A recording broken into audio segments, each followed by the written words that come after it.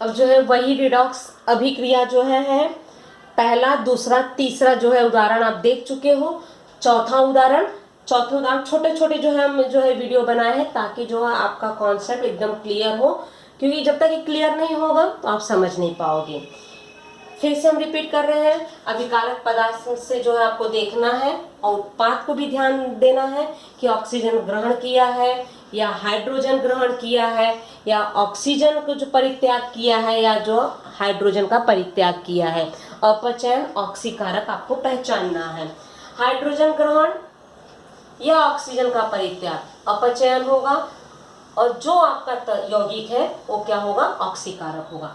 Hydrogen का परित्याग या ऑक्सीजन का ग्रहण क्या होगा, ऑक्सीकरण। जो यौगिक होगा क्या होगा आपका, अपचायक होगा। चौथा उदाहरण बेरियम सल्फेट, सब जो है आपके रेडॉक्स से संबंधित है। बेरियम सल्फेट जब कार्बन के साथ अभिक्रिया करता है तो क्या होता है, बेरियम सल्फाइड और कार्बन मोनोऑक्साइड CO क्या है, संतुलित है। अब जरा ध्यान दो, बी ए एक साथ लो क्योंकि ए स्मॉल लेटर है, तो एक साथ BA बेरिलियम, BE बेरिलियम होगा। ए है बेरियम, बेरियम सल्फेट है। Barium 1, sulphur 1, oxygen 4, O4 oxygen 4, यहाँ कार्बन 1 है।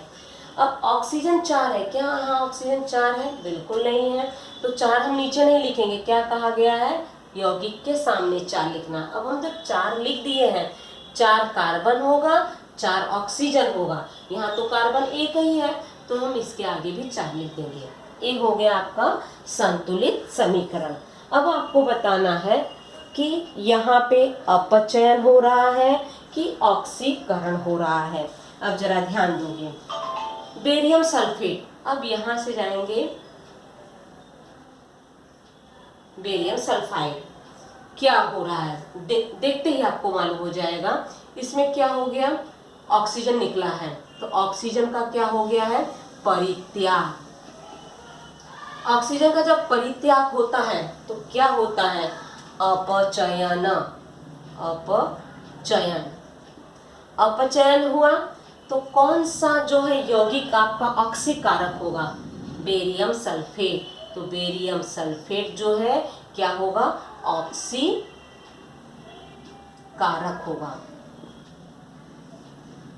ठीक उसी के बगल वाला तत्व तो देखोगे, कार्बन, यहां पे देख रहे हो कार्बन मोनोऑक्साइड CO, क्या किया है, यहाँ का ऑक्सीजन नहीं है, यहाँ ऑक्सीजन आ गया, ऑक्सीजन क्या कर लिया, यहाँ पे ग्रहण कर लिया, तो ऑक्सीजन ग्रहण किया है, क्योंकि यहाँ ऑक्सीजन था नहीं, वहां जाके वो ग्रहण कर लिया है। ऑक्सीजन जब ग्रहण कर लिया तो क्या होगा, ऑक्सीकरण।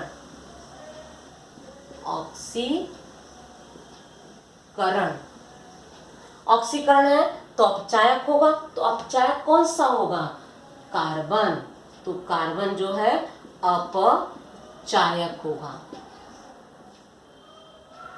अंतिम उदाहरण पांचवा, पहला दूसरा तीसरा पहले इसके पहले वीडियो में ले लिए थे, चौथा जो है आपके सामने है, पांचवा है निकेल ऑक्साइड NiO, हाइड्रोजन से अभिक्रिया करने पर निकेल Na और पानी का निर्माण होता है।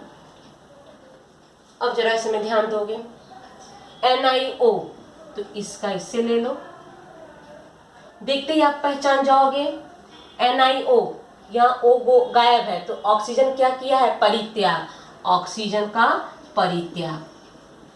ऑक्सीजन परित्याग है तो क्या होगा, ऑक्सीजन परित्याग,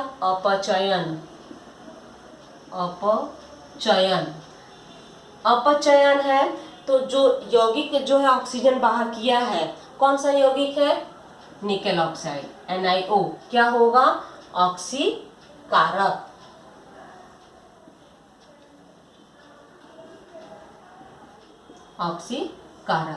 अब हाइड्रोजन पे आ जाओ, यहाँ पे देख रहे हो, यहाँ जो ऑक्सीजन ग्रहण कर लिया है तो क्या होगा, ऑक्सीजन ग्रहण किया है, ऑक्सीजन ग्रहण किया है तो क्या होगा ऑक्सीजन ग्रहण?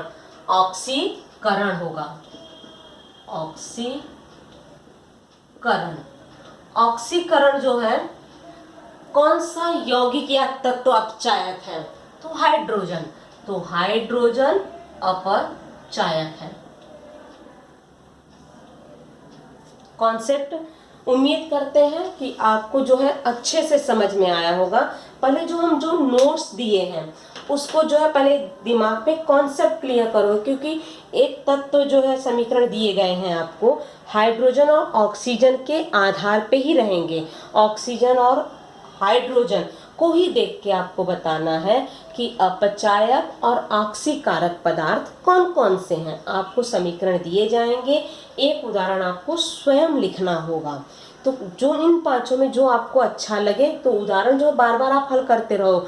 हो सकता है बेरियम सल्फेट वाला अगर पूछ लिया गया है, आप इसी को रट लिए हो और दोबारा तो इसको लिख नहीं सकते हो, आपको जो दिया गया है उससे कोई दूसरा आपको एक उदाहरण देना होता है। तो 3 नंबर के प्रश्न रहते हैं। मान लो आपको पूरा दे दिया गया है, इसमें से पूछा जाएगा ऑक्सीकारक पदार्थ कौन से हैं।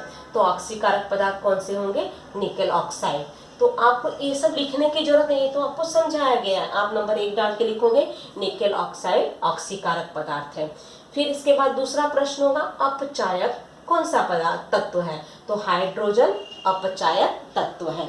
इसके बाद तीसरा प्रश्न होगा इससे संबंधित एक अन्य उदाहरण दो। तो आप इस निकेल को छोड़ के बेरियम सल्फेट का दो, या इसके पहले जो हम उदाहरण आपको दिए थे तो आप उन दोनों में से भी आप किसी का भी उदाहरण ले सकते हो। हाइड्रोजन सल्फाइड का ले लो या जो है आप कॉपर ऑक्साइड का ले लो, आपको जो उचित लगे आप ले सकते हो। अपचायक और ऑक्सीकारक का आपका कॉन्सेप्ट जो है क्लियर होना चाहिए। उम्मीद करते हैं आपको समझ में आ गया होगा। अगर नहीं समझ में आया है इस कमेंट बॉक्स में जो है आप कमेंट करके हमें बताएंगे आपको कहाँ नहीं समझ में आया है। ज़रूर जो है समझाने में हम आपकी पूरी मदद करेंगे।